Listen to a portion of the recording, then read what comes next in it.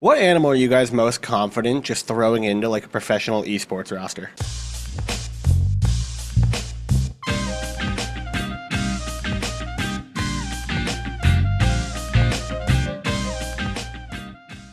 Hey yo, welcome back to the High Kicks podcast. We finally got all three of us back together because Carl's done setting up his PC and it took him like a fucking week. Hey, I've been moving around. I'm currently living out in Cape Cod now. I feel like every time I hop on the podcast, I'm in a different place. So, finger guns as always. You know the deal. Happy to be back. Before we get into the animal question, a little forewarning. Carl's Wi-Fi is kind of cheeks right now. So, like, he might stutter a little bit. If you're watching on YouTube, he might lag out on the video. I'm going to do the best I can in the editing to make sure there's no issues, but just a forewarning that you can't fix everything in post. So we're gonna see how it goes. You guys got an answer? You're a monkey. No, actually, Okay, Frieza. Jesus. If we're being honest, probably,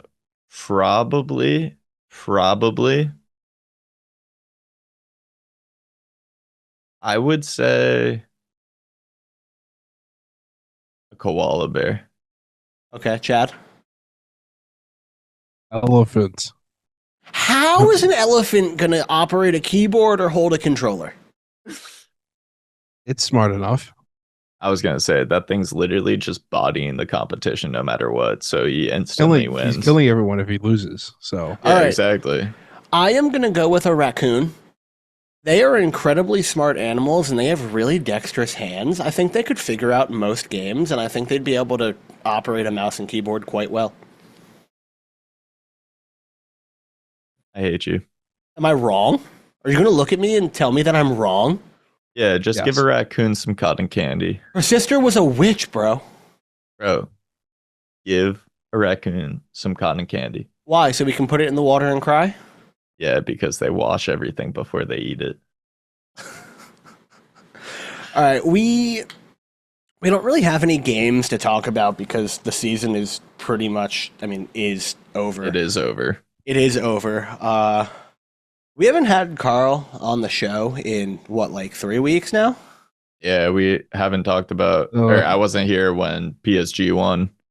I wasn't here.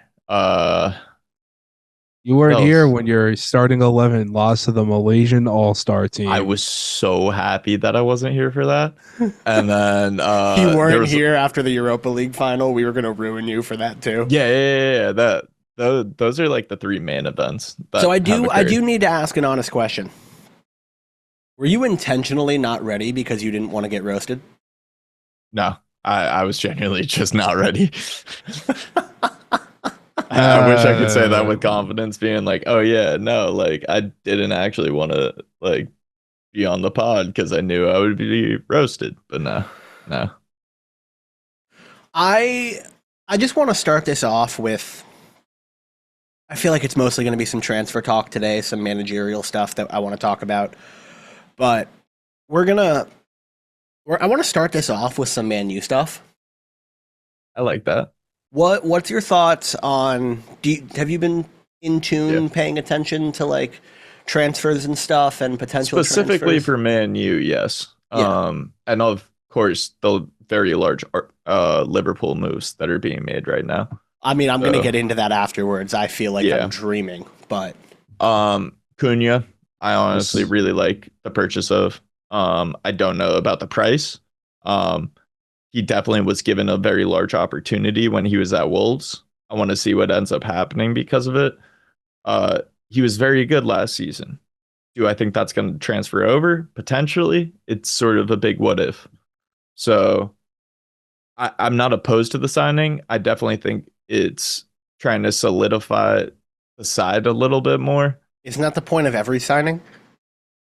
Yeah, but for Man U for the past couple of years, that hasn't been. So I actually think it's a reasonable transfer right now. And then we're also in talks for Mbemba from Mbeumo?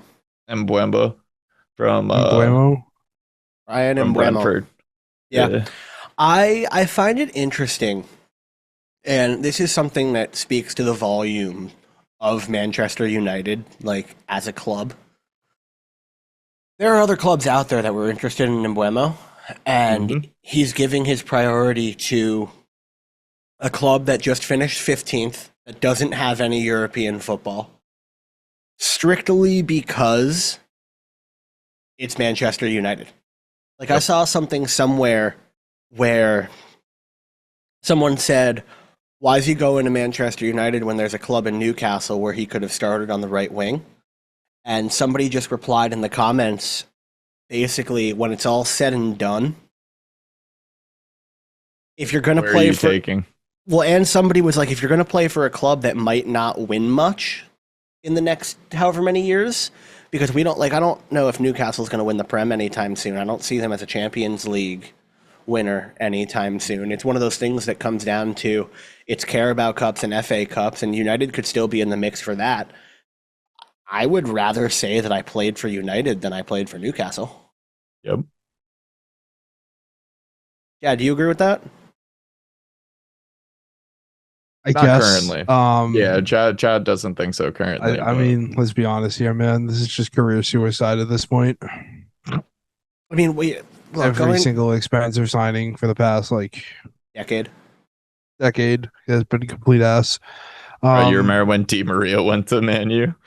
Like, come on, man. Like, it's career suicide going to that place. Literally, he looked like one of the worst players in the Prem at Cam, and then he went to, was it PSG right afterwards and balled out, or did he go to Juve first? And then McTominay, and then bro, I knew McTominay was good. Anthony, they never should have gotten rid of Scott McTominay. Oh, hell no. Hell no. Especially because Casemiro was declining that much. I have no clue what they were thinking. One of the worst contracts in Europe at this point. Who? Casemiro. Oh, yeah. Yep. Awful. I mean, I don't know, man. I mean, Casemiro's fallen off a cliff as well. I feel like.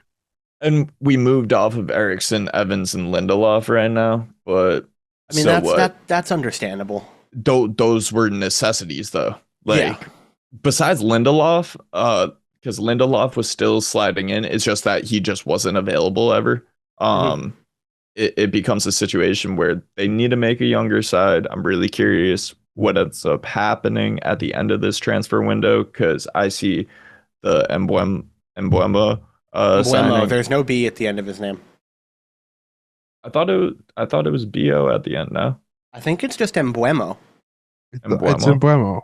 Yeah, there's no B at the end of his name. My bad. But I definitely that's what you want. Yeah, obviously. I see that being a signing, and we already signed Cunha. I see one more signing on the books probably this season if we get something. But I see potentially more. It depends. Because it's going to come down to how much do you get when you sell Garnacho? How much do you get when you sell Sancho?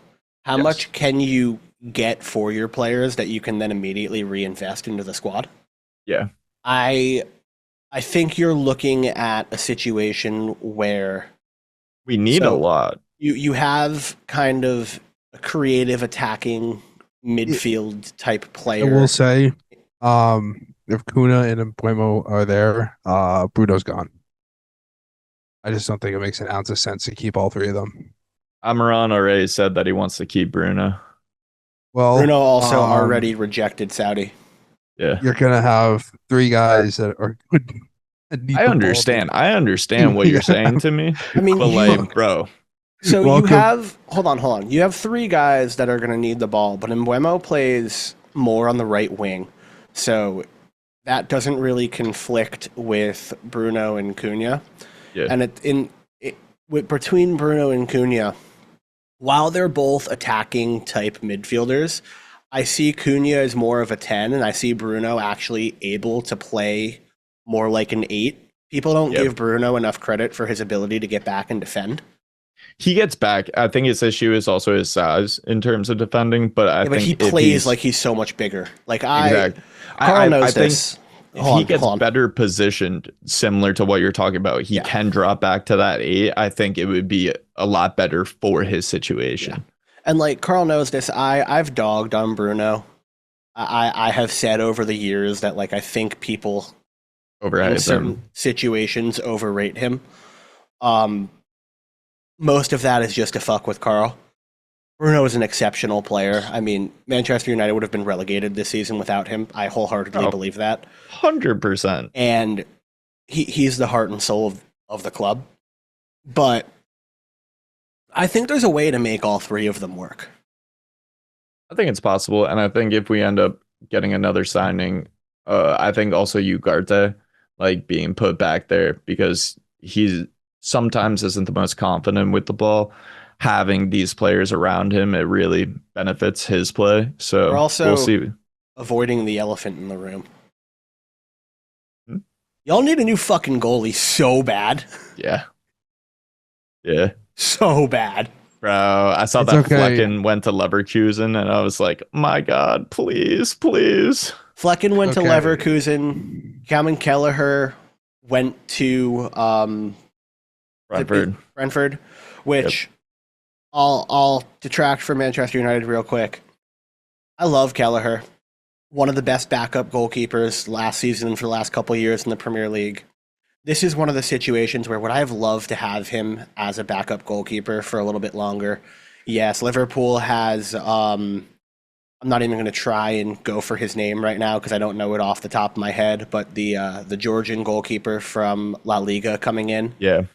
And Kelleher deserves first team football for how well he's played over the last couple of years. So I'm really happy for him, and I'm really, really excited to see just how well he does as a first team goalkeeper. And I think he deserves the minutes. We'll see because the only time that he really got like true starts, he ended up balling. He balled, and then the only fault that he has is that his name is a little similar to Karius.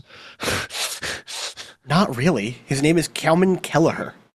Bro, Karius Kelleher. No. Bro. No. I'm telling you.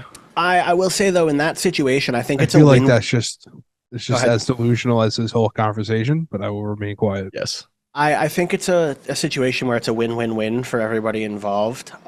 Brentford get a player that probably could have been sold for more than 18 million, just given the way the market has worked. Leverkusen get a player that they could have, that probably is worth more than 10 million, just with the way that the market is working. And Kelleher gets first team footy. Flecken gets, I would call it a major upgrade in the team that he's going to be playing for from Brentford to Leverkusen. I just think it's a win-win for everybody. But who do you want to be your new goalkeeper? Bro, literally anyone that has hands. Anyone at this point. Player swap Mads Hermansen for Bruno. Who says no?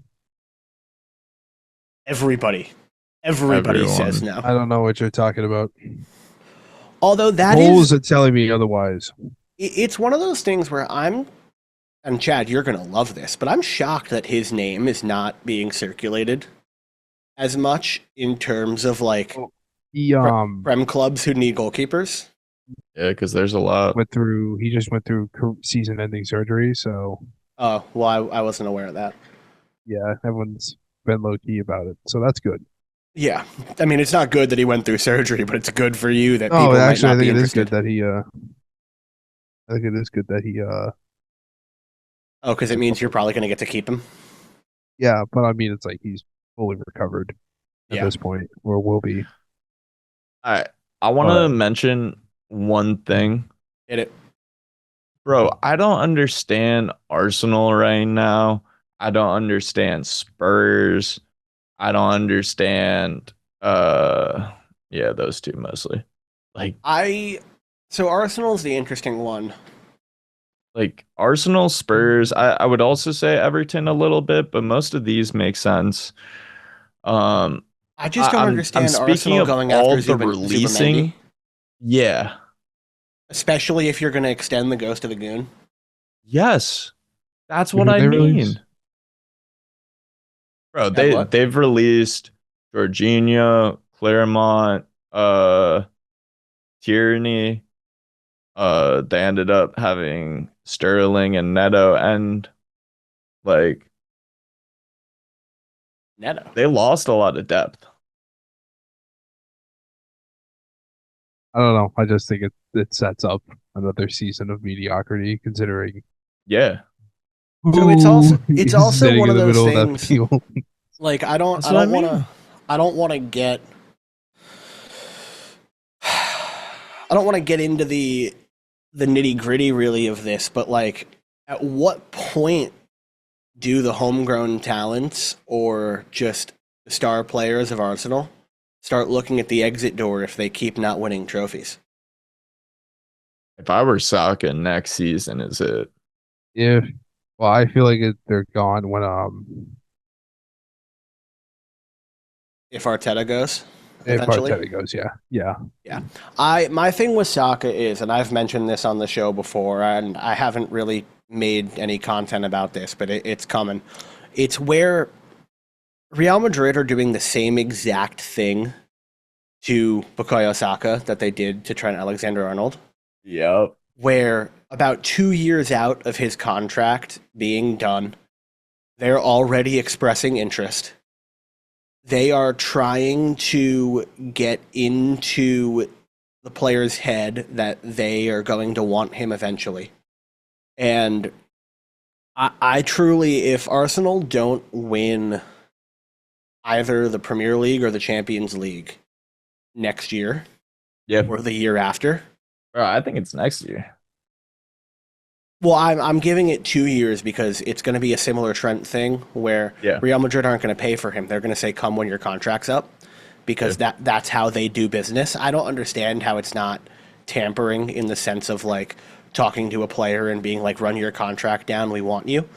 But like, Bro, they're the only club who get away with it. but if I look for any of the Arsenal fans that listen, you got to win something or he's gone. You got to win something or Saliba's gone. And if these guys go, it's back into the gutter. Bro, and they've dealt with that for years. Yeah.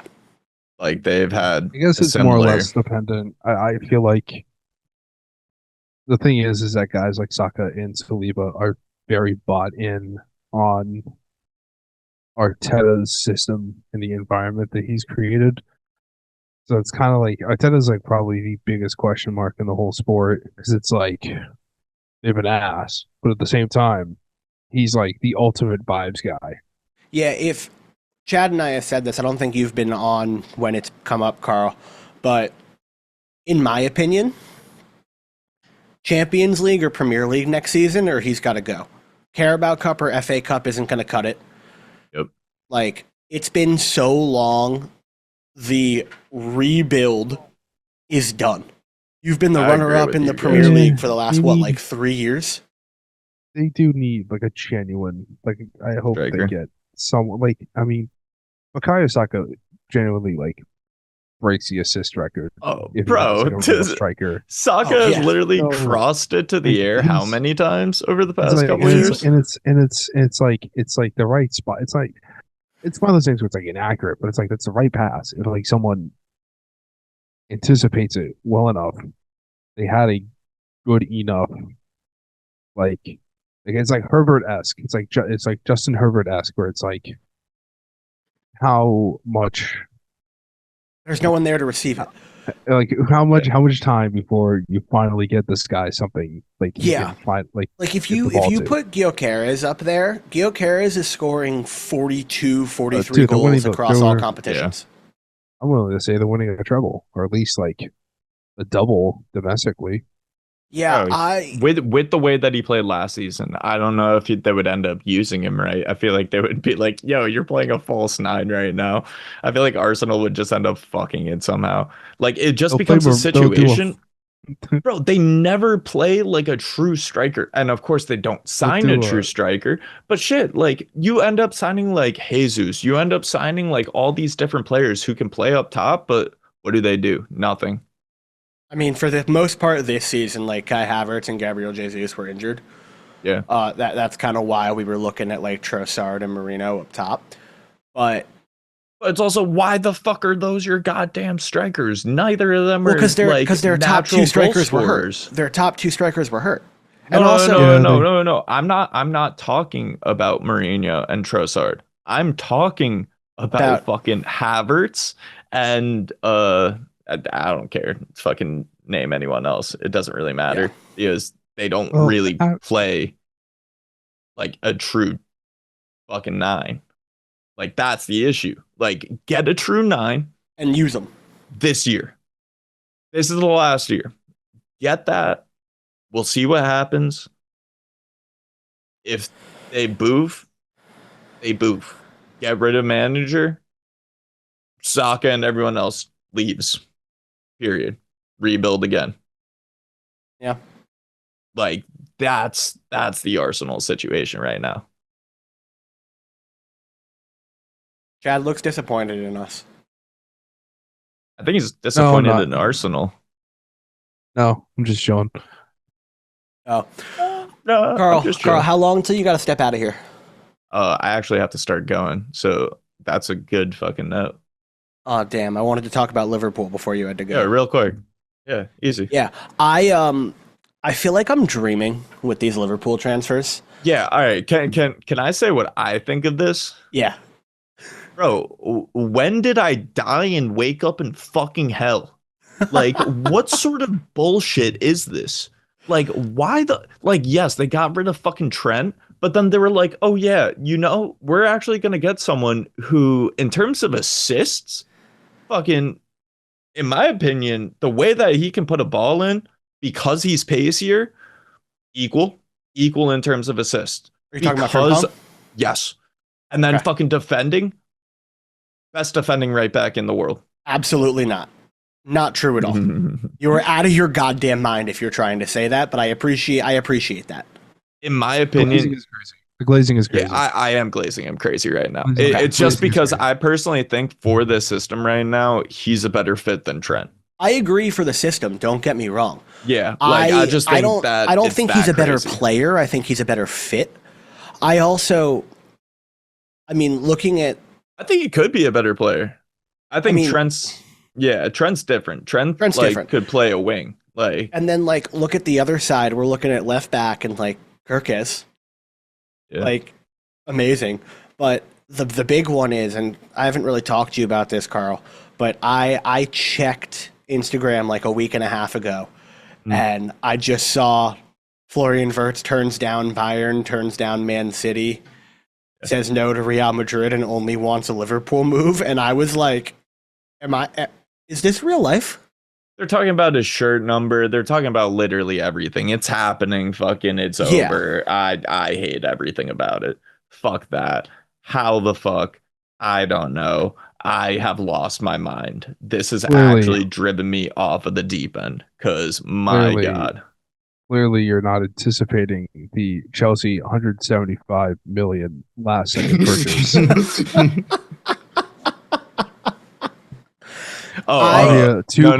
Actually, it's gonna be 400 mil over 10 years. They'll just give them a hotel. They'll just be like, here's a hotel. They'll be like, okay. Yeah, literally. Here's the Marriott. Todd Bowley will give them the Dodgers. Yeah. The Red Sox will give them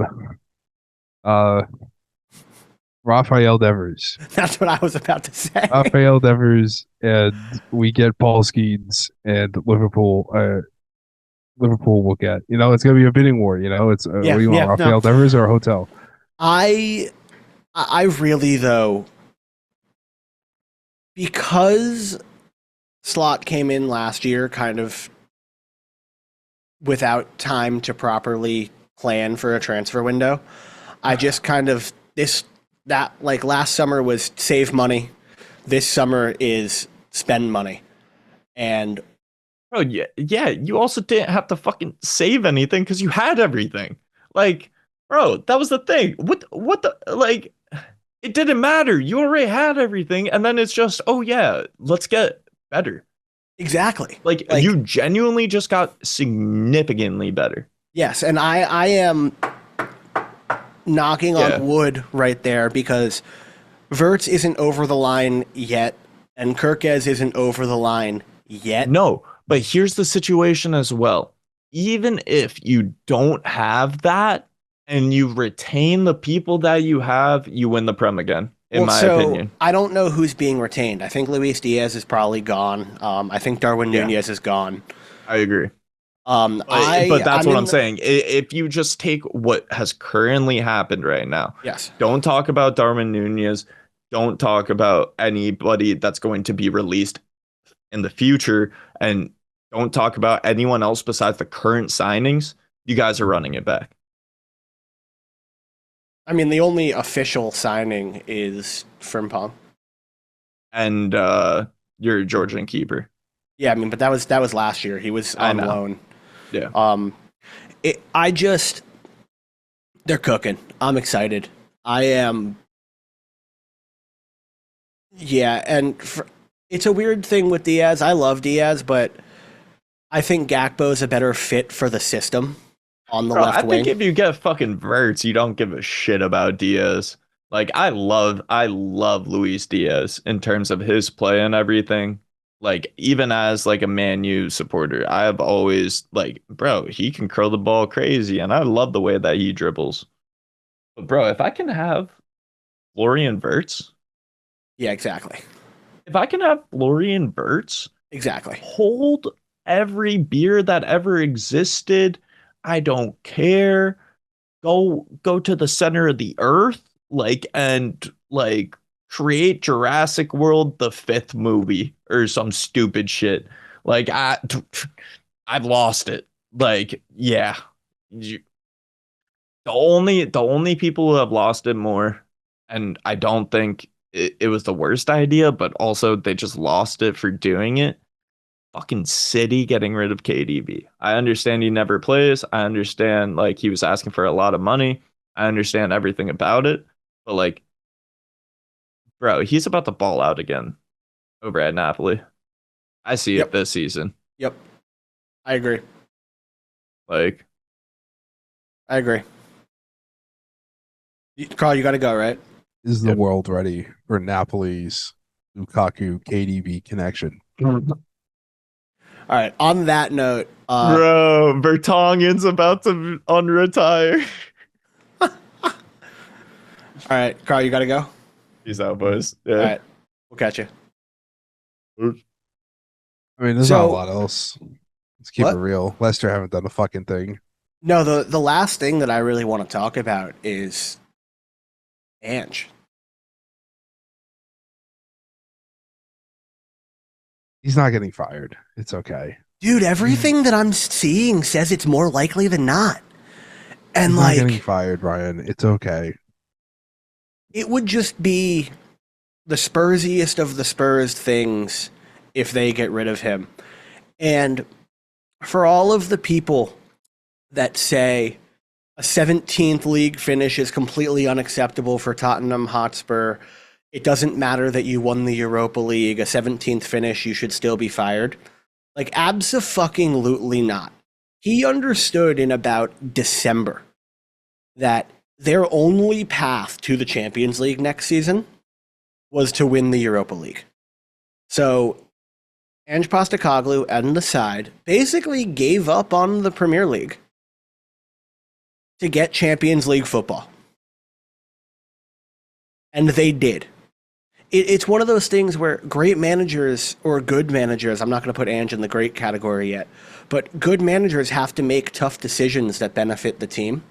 And he decided to not focus on the Premier League, to win the Europa League, and get Champions League football. At the end of the day, while they did finish in 17th place, they won a major trophy, and they're going to the Champions League. You know what I mean? I do know what you mean. That's why I just don't think he's getting fired. Look, it's Spurs. You never know. You never know. If he does get fired, come to Leicester, buddy. Oh, that'd be Rangers. sick. Rangers are picking up Russell Martin. Rest in piss. I saw that. I read that, and the first thing I thought of, just because I'm so American coded, is the MLB catcher. I'm like, isn't this the Russell Martin from Southampton? And then I looked up, like I was looking at his record. The catcher showed up, and I'm like, no, Not that Russell this Martin. this is not who I'm looking for, bro. Yeah. I look. We could go back and forth on the Ange thing. I think it would be stupid.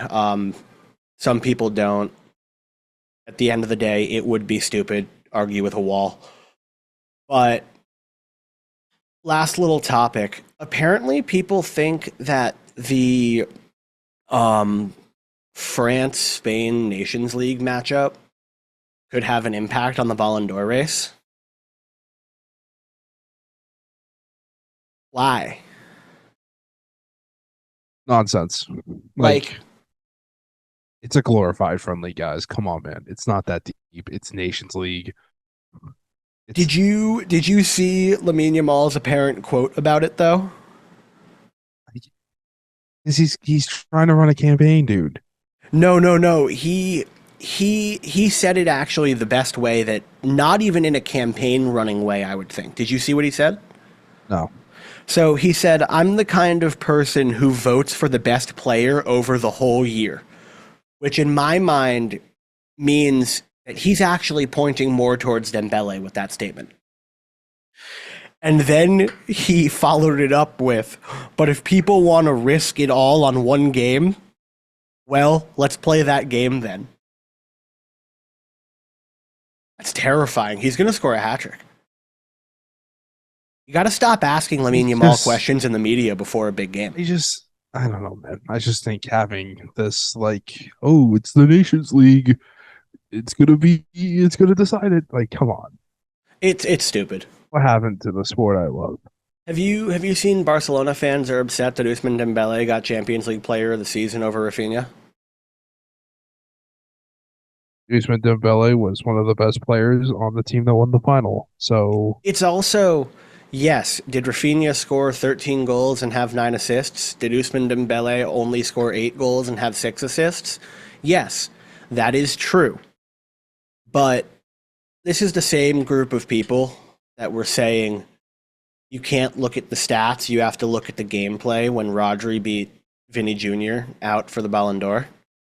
And Rafinha does not press the same way Ousmane Dembele presses. Rafinha does not defend the same way Ousmane Dembele defends. It's one of those things where it's an impact thing in my eyes. You know what I mean? And at the end of the day, MVPs or players of the tournament usually go to the best player on the best team. That's about it. that's all I got too. Yeah. Yeah, this was a short one. We were really happy to have Carl back. We'll catch you guys next week. Thanks for tuning in. I think our recording schedule is going to be a little wonky this summer, but yeah, thanks for listening. Peace, guys. Bye bye.